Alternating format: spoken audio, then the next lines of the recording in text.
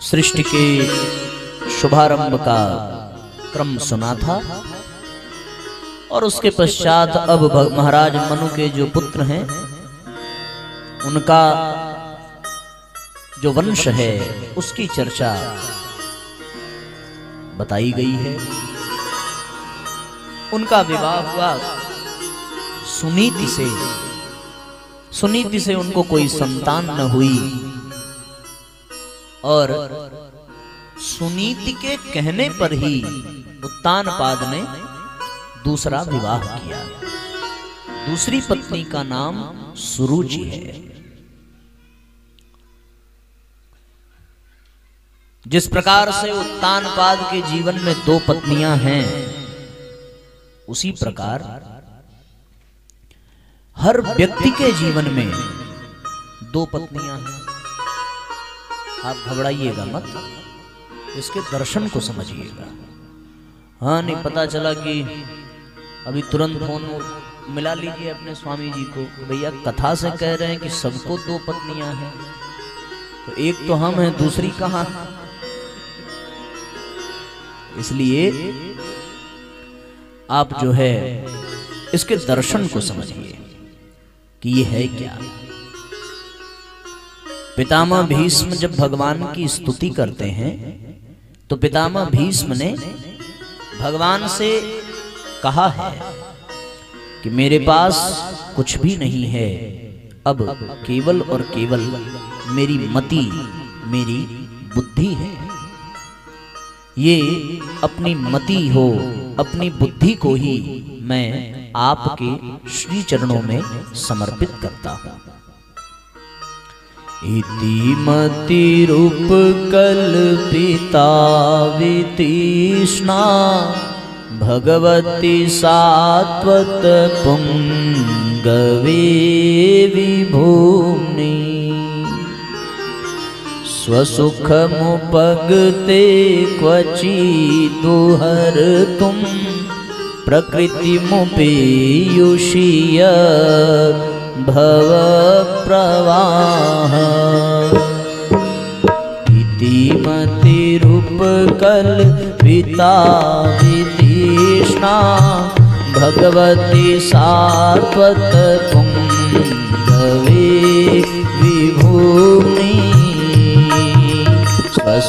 स्वसुखमुपगते क्वचिद्वहर तुम प्रकृतिमुपेयुषीयद भव प्रवाह।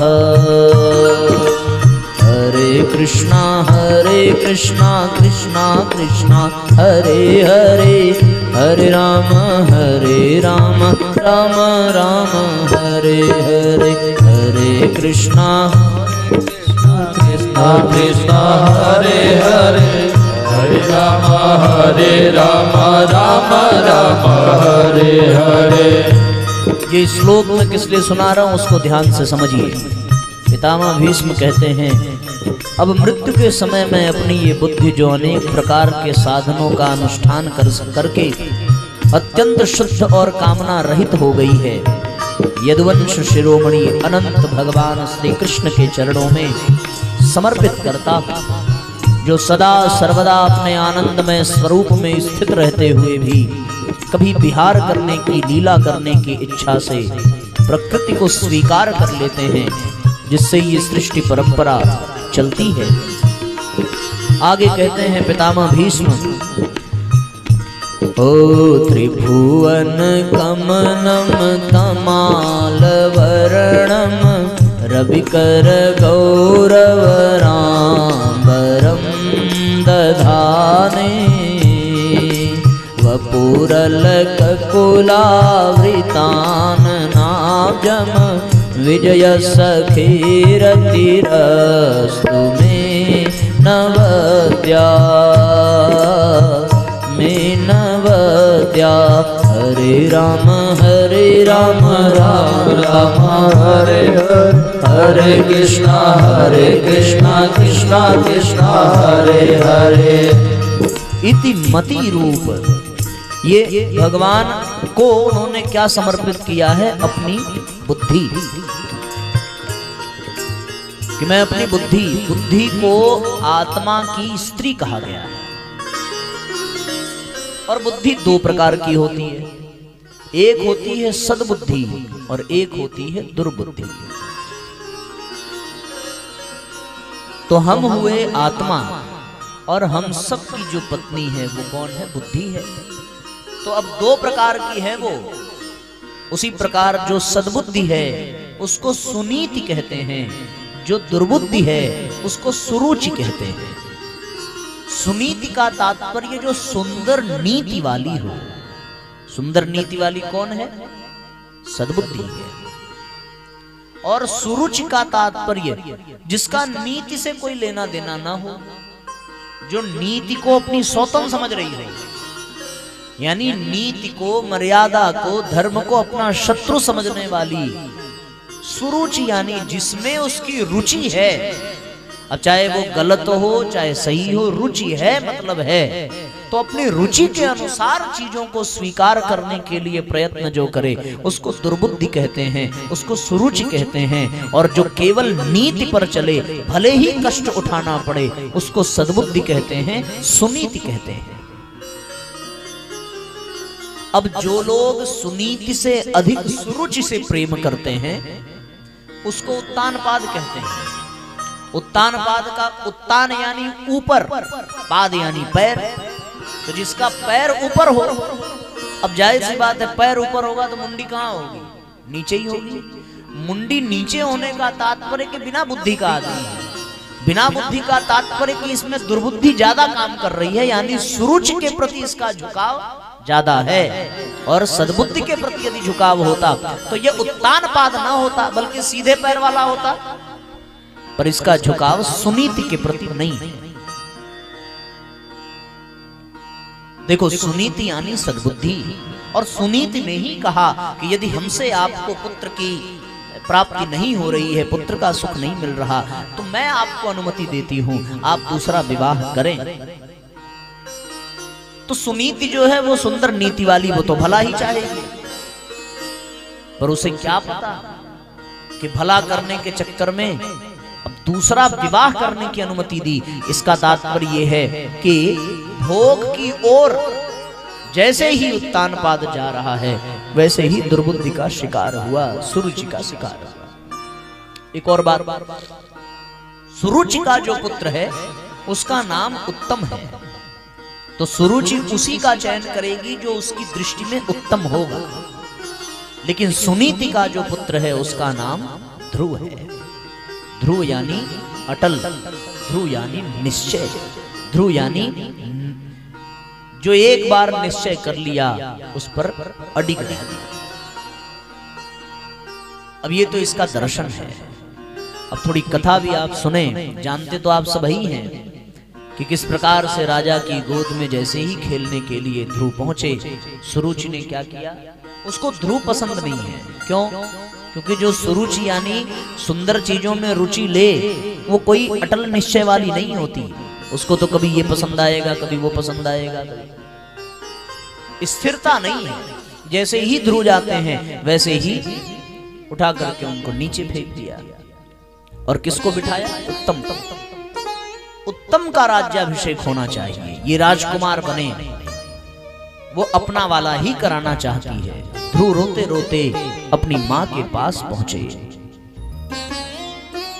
सुरुचि ने उतार करके अपने गोद से, राजा की गोद से बहुत बड़ी बात कह दी। और वो ये कह दिया कि यदि तुझे राजा की गोद चाहिए थी तो मेरे गर्भ से जन्म लेना चाहिए था।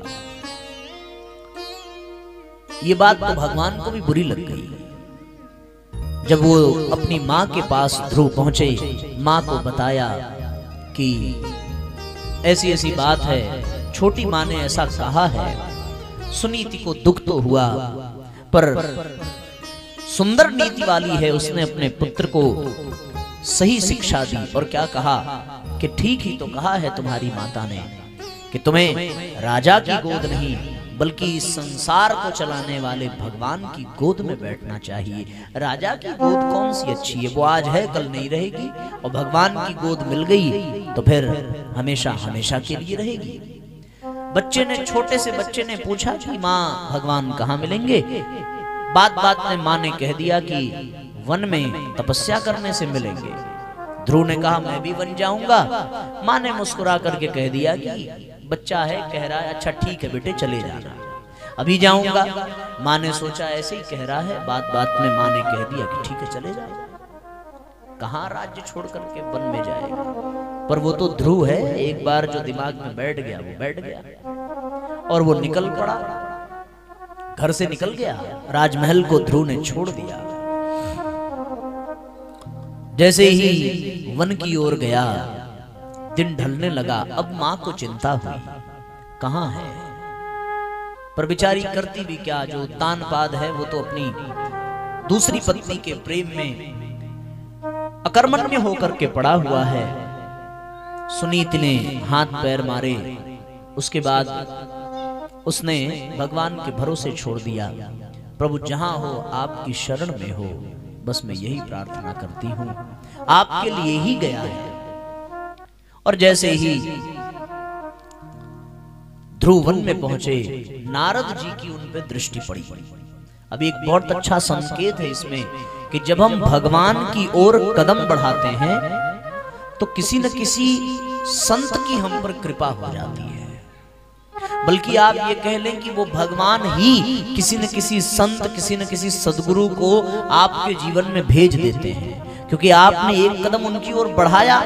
तो अब जैसे वो कदम आपकी ओर बढ़ा भगवान की ओर, वैसे भगवान की अब जिम्मेदारी हो गई आपके प्रति, क्योंकि आप भगवान की ओर जा रहे हैं। तो अब आप कहीं भटक न जाएं, कहीं बिखर न जाएं, कहीं कमजोर न पड़ जाएं, तो वो किसी न किसी सदगुरु को आपके जीवन में भेज देता है, किसी न किसी संत को जीवन में भेज देता है।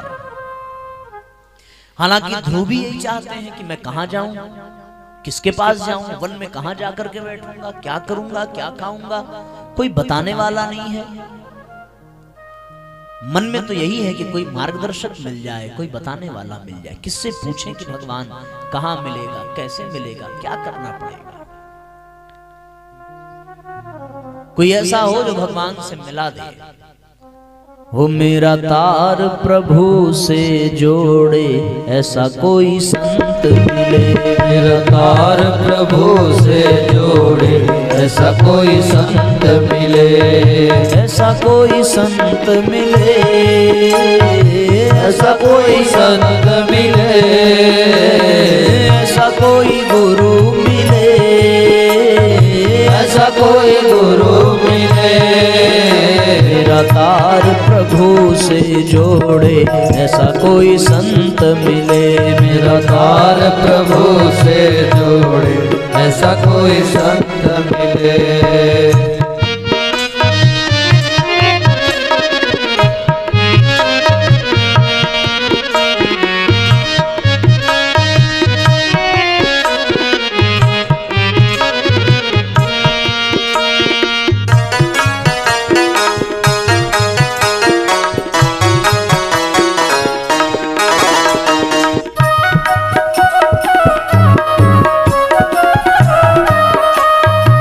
साथ तालियां बजाइए।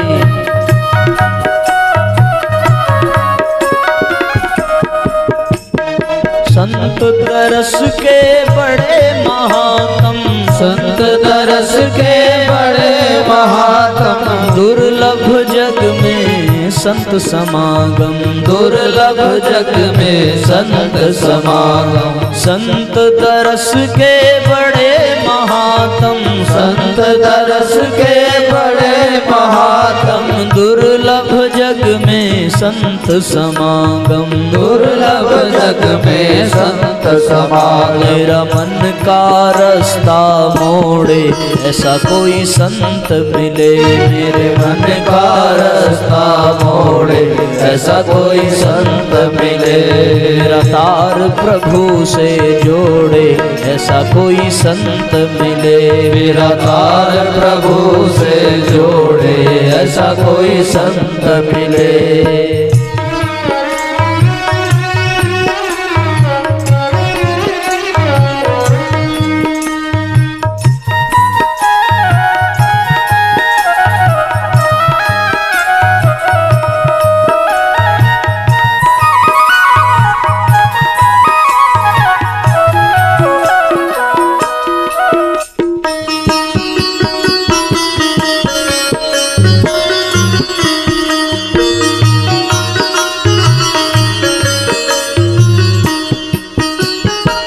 भटकत भटकत पथ नहीं मिलता, भटकत भटकत पथ नहीं मिलता। वो छोटा सा बालक पहुंच तो गया वन में, पर उसे समझ ही नहीं आ रहा कि जाए कहाँ बेचारा, किस रास्ते पर बढ़े। चारों तरफ घना जंगल है, भीषण भयानक झाड़ियां, और उनके पीछे से पशुओं के चीखने चिल्लाने की आवाज आ रही है। मात्र 5 वर्ष का वो शिशु बिना डरे बिना परेशान हुए बढ़ता तो है, पर अब थोड़ा थोड़ा भय लगने लगा है। रात होने वाली है, सांझ ढल चुकी है, अब वो भटक न जाए, इसलिए भगवान से भाव भरी प्रार्थना करता है। भटकत भटकत पथ नहीं मिलता, भटकत भटकत पथ नहीं मिलता। मन मेरा रोके नहीं रुकता, मन मेरा रोके नहीं रुकता। भटकत भटकत पथ नहीं मिलता, भटकत भटकत पथ नहीं मिलता। मन मेरा रोके नहीं रुकता, मन मेरा रोके नहीं रुकता। मेरे मन के भ्रम को तोड़े ऐसा कोई संत मिले, मेरे मन के भ्रम को तोड़े ऐसा कोई संत मिले। मेरा तार प्रभु से जोड़े ऐसा कोई संत मिले, मेरा तार प्रभु से जोड़े ऐसा कोई संत मिले।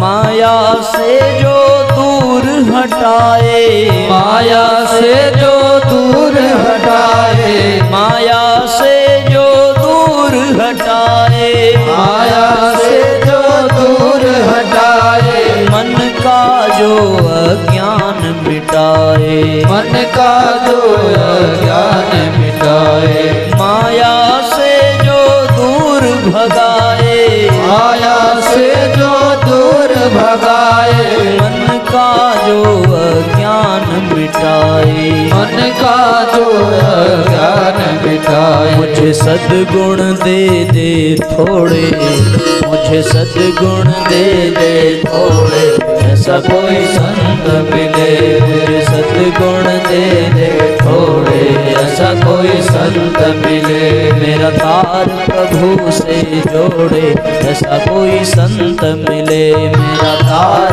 प्रभु से जोड़े ऐसा कोई संत मिले। ऐसा कोई संत मिले, ऐसा कोई संत मिले। ऐसा कोई गुरु मिले, ऐसा कोई गुरु मिले। मेरा तार प्रभु से जोड़े ऐसा कोई संत मिले। मेरा तार प्रभु से जोड़े ऐसा कोई संत मिले। मेरा तार प्रभु से जोड़े ऐसा कोई संत मिले। तार प्रभु से जोड़े ऐसा कोई संत मिले। भ्रम के भ्रम को तोड़े ऐसा कोई संत मिले, मेरे मन के भ्रम को तोड़े ऐसा कोई संत मिले। मेरे मन के भ्रम को तोड़े ऐसा कोई संत मिले, मेरे मन को भ्रम को तोड़े ऐसा कोई संत मिले।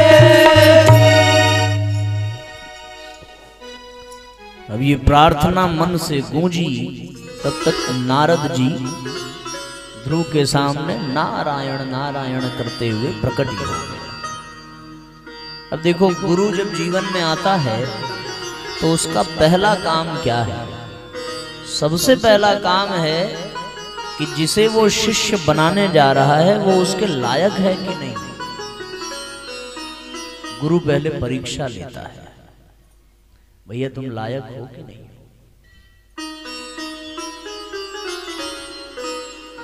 कभी वो परीक्षा अपने विश्व, यद्यपि वो अंतर्यामी है, तो उसे जानना नहीं है कि ये लायक है कि नहीं है, पर वो समाज को जनाना चाहता है कि वो लायक है कि नहीं है।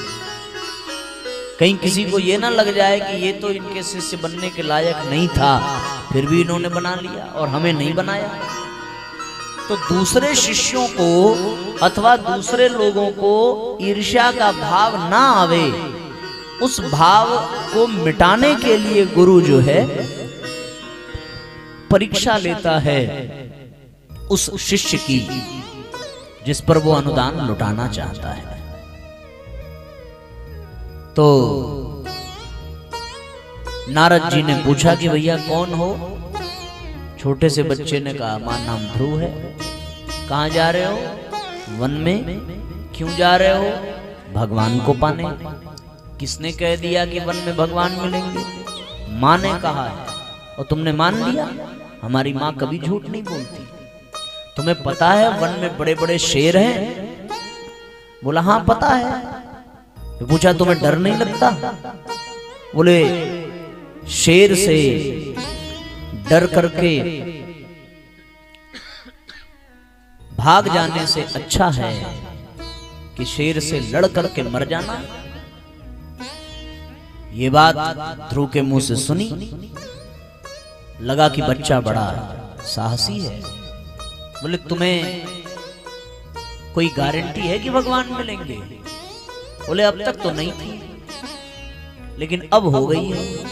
नारद जी ने पूछा कैसे हो गई? बोले अब तक आप भी नहीं मिले थे, पर आप तो मिले, और आप मिल गए तो अब भगवान भी मिल जाएंगे। क्योंकि माँ ने एक बार बताया था कि जिसके जीवन में संत आ जाए उसके जीवन में भगवान को आना ही पड़ता है। सुखदेव के परीक्षित के जीवन में नारद जी आए तो सुखदेव से मिलाया, सुखदेव आए तो भगवान से मिलाया। पार्वती ने कठोर तप किया तो मां पार्वती के जीवन में नारद जी आए तो भोलेनाथ से मिलाया।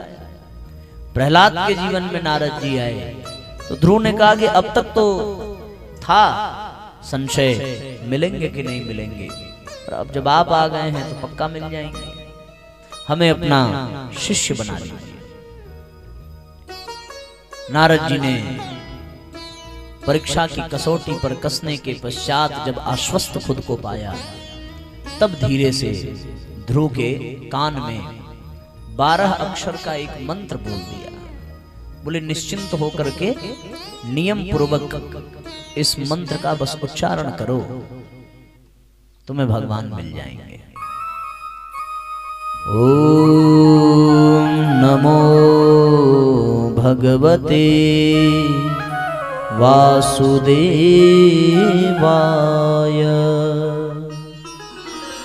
इस 12 अक्षर वाले मंत्र का जाप करना ध्रुव ने प्रारंभ किया। कहते हैं साहब मधुवन में आए, यमुना जी में स्नान करके भजन में लगे। पहले महीने में फल फूल कंद मूल खाकर के बिताया, दूसरे महीने में कंद मूल का त्याग किया, सूखे पत्तों को खाकर के दूसरा महीना बिताया, तीसरे महीने में केवल जल पी करके रहे, चौथे महीने में जल का भी त्याग किया, केवल वायु पी करके रहे, 5वें महीने में वायु का भी त्याग किया, और ध्रुव ने अपने श्वास को रोक लिया। प्रभु अब नहीं मिलेंगे तो मैं सांस ही नहीं लूंगा, मर जाऊंगा।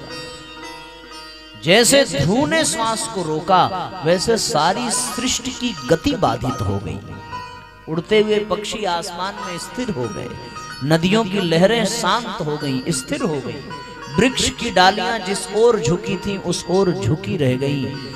इतना ही नहीं, जितने भी प्राणी हैं सबकी सांसें रुक गईं, सबका जीवन संकट में आ गया। ऐसा प्रतीत हुआ जैसे ये सृष्टि ही अब समाप्त हो जाएगी। इंद्र का सिंहासन डोल उठा, सब देवता भगवान को पुकारने लगे, प्रभु अब विलंब मत करिए, अब बर्दाश्त नहीं होता। जैसे ही भगवान ने सबकी पुकार सुनी, वैसे भगवान चतुर्भुज रूप में ध्रुव के सामने प्रकट हुए, ध्रुव ने नेत्र बंद कर रखे थे। प्रभु ने आवाज लगाई, ध्रुव ने आंखें न खोली। भगवान ने ये देखा कि ध्रुव अपने हृदय में मेरा ही दर्शन कर रहे हैं, तो भगवान ने अपनी छवि को ध्रुव के हृदय से विलुप्त कराई। और जैसे वो छवि विलुप्त हुई, वैसे ध्रुव की चिंता बढ़ी। यही दिख रहे थे, अब दिख नहीं रहे हैं। घबराए, बेचैन, व्याकुल होकर के घबरा करके नेत्र खोले, और जैसे ही नेत्र खुले वैसे ही उसे सामने पाया जिसे अपने हृदय में निहार रहे थे। और जैसे ही भगवान को सामने पाया, वैसे ध्रुव के सारे शब्द समाप्त हो गए। केवल आंख से आंसू गिरने लगे। चाहता तो बहुत कुछ कहना, पर बेचारा कुछ कह नहीं पा रहा। जब इंसान बहुत प्रसन्न हो तो भी कुछ बोल नहीं पाता, जब इंसान बहुत दुखी हो तो भी कुछ बोल नहीं पाता। जब भावनाओं की पराकाष्ठा हो तो फिर वाणी मौन हो जाती है, जीभ हिलना बंद कर देती है। फिर सारी बातों की जिम्मेदारी ये दोनों आंखें ले लेती हैं। ये नेत्र ही बयान करते हैं कि हमें क्या चाहिए, हम क्या पाना चाहते हैं। ध्रुव के पास वैसे भी कोई ज्ञान नहीं है। भगवान इस बात को समझते हैं। प्रभु ने अपने चक्र से ध्रुव के कपोल को स्पर्श किया। स्पर्श करते ही ध्रुव को समस्त वेद शास्त्रों का ज्ञान प्राप्त हुआ। और जैसे ही ज्ञान प्राप्त हुआ, वैसे ध्रुव ने भगवान की स्तुति की है। सशंक चक्रम सकिरीट कुंडलम सपीतवस्त्रं सरसीरुहेक्षणं